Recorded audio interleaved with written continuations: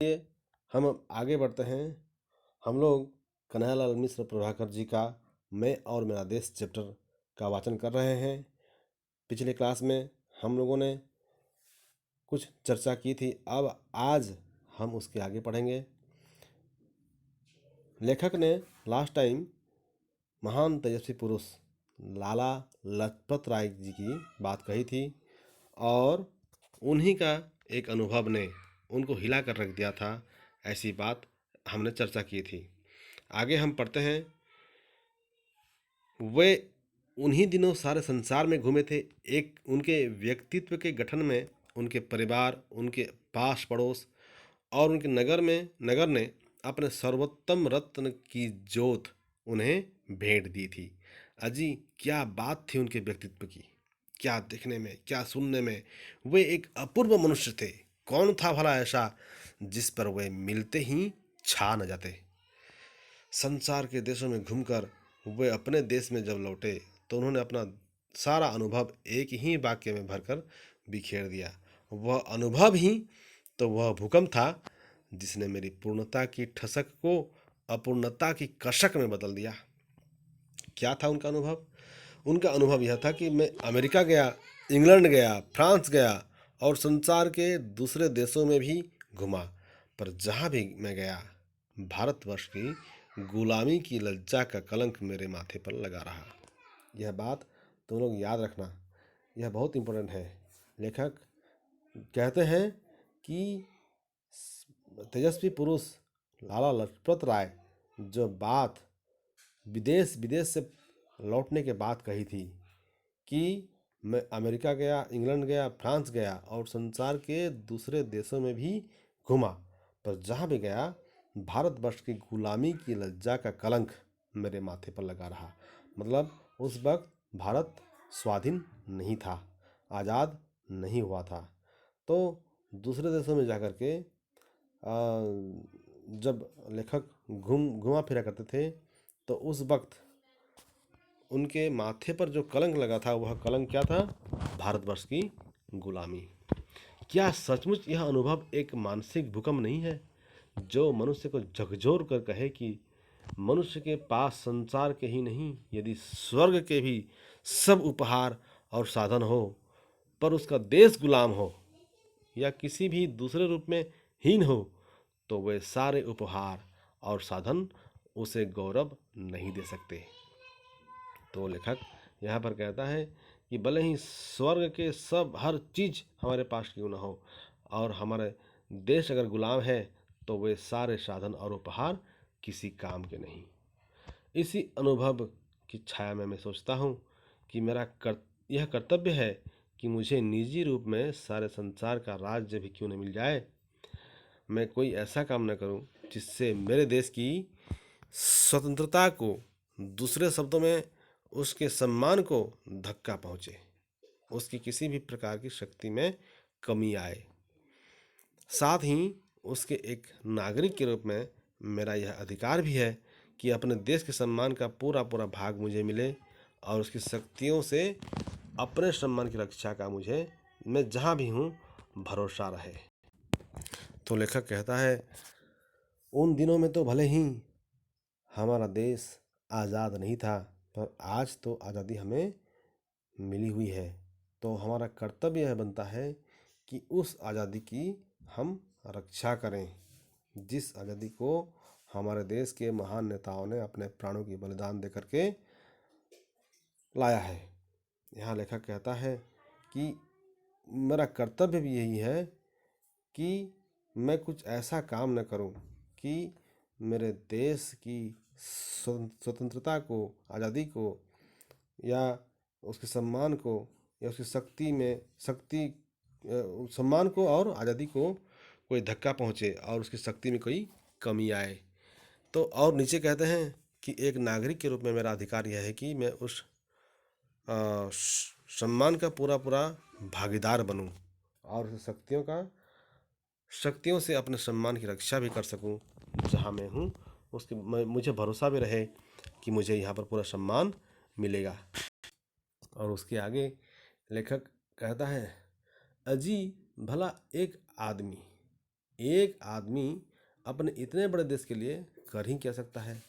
फिर कोई बड़ा वैज्ञानिक हो तो वह अपने आविष्कारों से ही देश को कुछ बल दे दे, या फिर कोई बहुत बड़ा धनपति हो तो वह अपने धन का भामाशाह की तरह समय पर त्याग करे कि देश का काम आ सके। पर हर एक आदमी न तो ऐसा वैज्ञानिक हो सकता है न धनिक है। फिर जो बेचारा अपनी ही दाल रोटी की फिक्र में लगा हुआ है, वह अपने देश के लिए चाहते हुए भी क्या कर सकता है। देखिए, लेखक यहाँ पर पाठक के मन के अंदर जाकर के पाठक के मन के अंदर उठने वाले प्रश्न को खुद यहाँ बयान करते हैं और फिर खुद उसका उत्तर भी देते हैं। यहाँ पर भी एक ऐसा प्रश्न को उपस्थापित किए हैं। हर कोई यह सोचता है कि हम चाहें भी तो हमारे देश के लिए हम अकेले क्या कर सकें। इसी प्रश्न को यहाँ पर लेखक ने उठाया है। और फिर नीचे कहते हैं, आपका प्रश्न विचारों को उत्तेजना देता है। इसमें संदेह नहीं, पर इसमें भी कोई संदेह नहीं है कि इसमें जीवन शास्त्र का घोर अज्ञान भरा हुआ है। अरे भाई, जीवन कोई आपके मुन्ने की गुड़िया थोड़ी ही है कि आप कह सकें कि बस यह है, इतना ही है। वह तो एक विशाल समुद्र का तट है जिस पर हर एक अपने लिए स्थान पा सकता है। फिर लेखक उसी को उत्तर देता हुआ कहता है, जो प्रश्न पहले किया गया था कि मैं अकेला आदमी इस भारतवर्ष पूरे देश को कैसे सुधार सकता हूँ, इसका क्या कर सकता हूँ, तो उसी के लिए लेखक कहता है कि ऐसा प्रश्न मत कीजिए। ऐसा प्रश्न करना विचारों को उत्तेजना देना है।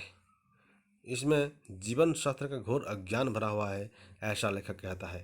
क्योंकि लेखक मानता है कि जीवन कोई मुन्ने की गुड़िया नहीं है कि हम कह दें कि मेरा जीवन में मैं कुछ नहीं कर सकता, बस यहीं तक, ऐसा कहना ठीक नहीं है। लेखक सोचता है कि जीवन एक विशाल समुद्र का तट है जिस पर हर एक अपने लिए स्थान पा सकता है। और फिर आगे कहते हैं, लो एक और बात बताता हूँ आपको। जीवन को दर्शन शास्त्रियों ने बहुमुखी बताया है। उसकी अनेक धाराएं हैं। सुना नहीं आपने कि जीवन एक युद्ध है और युद्ध में लड़ना ही तो कोई एक काम नहीं होता। लड़ने वालों को रसद न पहुँचे तो वे कैसे लड़ें। किसान ठीक खेती न उपजाए तो रसद पहुँचाने वाले क्या करें। और जो जाने दो बड़ी बड़ी बातें, युद्ध में जय बोलने वालों का भी महत्व है। जय बोलने वालों का। तो यहाँ तक लेखक जो अपने ऊपर में जो प्रश्न किया था कि मैं अकेला क्या कर सकता हूँ, उसी के उत्तर देता हुआ लेखक अब यह बताने की कोशिश कर रहा है कि यहाँ पर हर एक इंसान का महत्व है। हर एक इंसान का महत्व है। प्रत्येक मनुष्य जो भी इस देश के नागरिक हैं, उन सब का महत्व है। यहाँ पर आपने पढ़ा होगा, यहाँ लेखक लिखते हैं लेखक कि युद्ध में लड़ाई करने वाला तो महान व्यक्ति है, लेकिन लड़ाई करने वाला ही क्यों महान व्यक्ति है, उसके लिए जो खाना पहुंचाता है, उसके लिए जो सामग्रियां पहुंचाता है, उसका भी तो इसमें इम्पोर्टेंस है, उसका भी तो महत्व है। क्योंकि अगर उसके लिए खाना ना पहुंचाए, खाने के सामान ना पहुंचाए, तो वह जवान लड़ाई कैसे करेगा। और फिर नीचे कहते हैं कि देश के किसान भी ठीक तरह से खेती न उपजाए तो जो खाना पहुंचाने वाला व्यक्ति होता है वह कहाँ से खाना पाएगा तो पहुंचाएगा। तो इसलिए लास्ट में कहते हैं, अरे बड़ी बड़ी बातें जाने दो, युद्ध में जय बोलने वालों का भी महत्व है। और लेखक जो लोग जय बोलते हैं उनकी जय जयकार करता हुआ कहता है कि जय बोलने वालों का। फिर कहता है कि हाँ जी, युद्ध में जय बोलने वालों का भी बहुत महत्व है। यहाँ पर जय बोलने वाला मतलब समझ रहे हो हम लोग। कुछ लोग होते हैं, जब राजा महाराजाएं युद्ध में जीत जाते हैं तो महाराज की जय हो, महाराज की जय हो कहते रहते हैं वो लोग। उनका काम होता है जय जय कहना। तो अगर वे लोग जय जय कहते हैं तो उनका महत्व नहीं है, ऐसी बात नहीं है। लेखक कहता है कि उनका भी बहुत महत्व है। वो लोग अगर महाराज की जय हो, महाराज की जय हो नहीं बोलेंगे तो महाराज के मन के अंदर वह उत्सुकता, वह खुशी भी नहीं आ सकती जो खुशी लड़ाई के बाद मिलता है। यहाँ पर और लेखक एग्जाम्पल देता है, कभी मैच देखने का तो अवसर आपको मिला ही होगा। देखा नहीं आपने कि दर्शकों की तालियों से खिलाड़ियों के पैरों में बिजली लग जाती है और गिरते खिलाड़ी उभर जाते हैं। कवि सम्मेलनों और मुशायरों की कि सफलता उसी में है कि सफलता दाद देने वाले पर ही निर्भर करती है।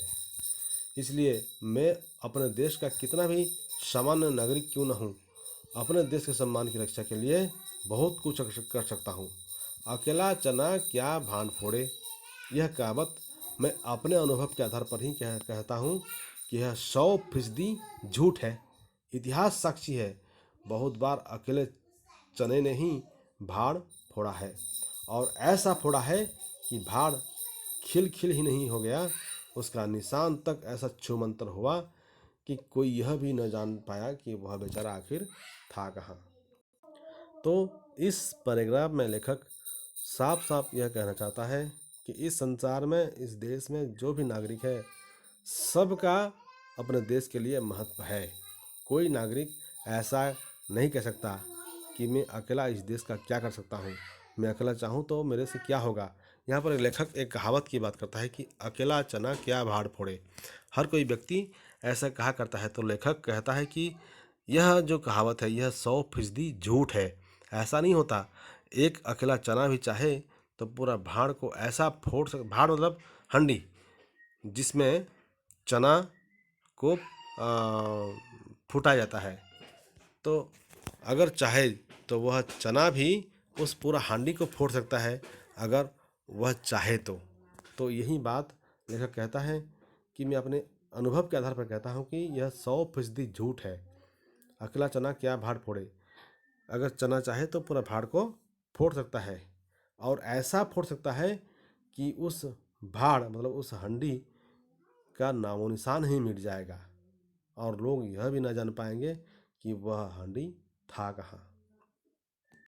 तो लेखक यहाँ पर बिल्कुल सीधी सीधी अपनी बात रखता है, और एक व्यक्ति दूसरे व्यक्ति से जिस तरह से बातें किया करता है, उसी तरह पूरा सीधा और सरल भाषा में यह अपने बात को वह रखता है। आप लोग ऊपर जो दिया गया है सभी बातों को पढ़ें, ध्यान से पढ़ें।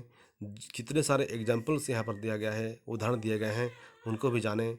वीडियो को बार बार पॉज करें और इसको बार बार समझने का प्रयास करें। धन्यवाद।